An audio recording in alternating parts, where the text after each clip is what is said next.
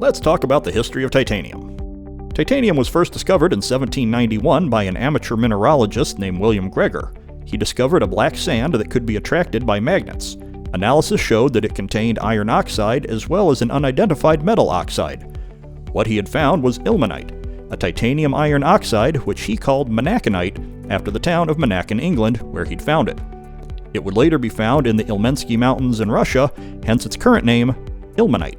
Coincidentally, Franz Joseph Müller von Richtenstein produced a similar substance around the same time, but could not identify it. In 1795, German chemist Martin Heinrich Klaproth also discovered this kind of oxide while studying rutile and named the unknown metal substance after the Titans of Greek mythology.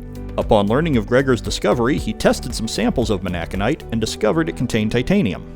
Purification of the metal was incredibly slow. Not until 1910 did chemist Michael Hunter produce titanium with a purity of 99.9%, and he only produced 1 gram. Anton Eduard van Arkel and Jan Hendrik de Boer discovered the iodide process in 1925, which produced highly pure titanium, but only in small quantities. In 1932, William Kroll produced titanium by reducing titanium tetrachloride with calcium.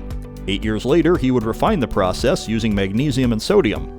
This would become known as the Kroll process, which is still used today. In 1948, the United States used the magnesium reduction method to produce 2 tons of titanium sponge, and thus began the industrial production of titanium.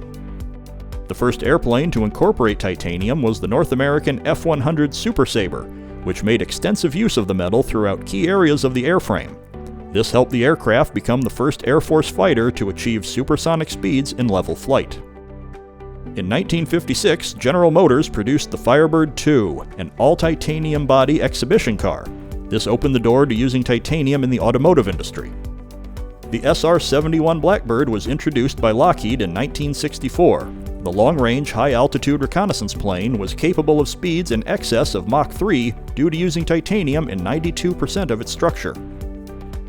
In 1965, the first titanium dental implant was installed by Swedish physician Dr. Per-Ingvar Brånemark. This was actually the culmination of a discovery he and his team made in 1952, when microscopes they had inserted into the leg bones of rabbits could not be removed because the bones had fused to the titanium housings.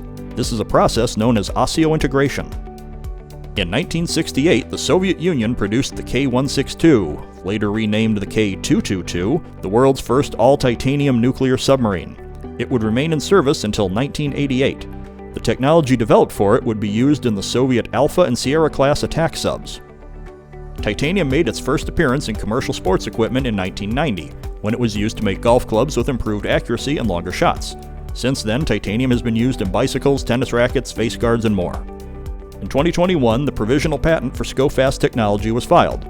The technology combines forming, additive, subtractive, and transformative manufacturing into a single, spatially coherent process. While originally invented for making titanium products, SCO-Fast is applicable to other materials. The release of the iPhone 15 in 2023 announced titanium as a consumer metal. No longer was it solely the purview of aerospace and high-end manufacturing. In 2024, Allied Titanium introduced foresheaning. The name is a portmanteau of forging and machining. Foresheaning utilizes SCO-Fast technology to combine forging, tempering, and machining in the manufacture of titanium products in a single machine. This dramatically reduces both wasted material and time, resulting in affordable titanium products. Titanium usage has only increased in recent years. From chemical plants to bicycles to iPhones, titanium is all around you and possibly inside you.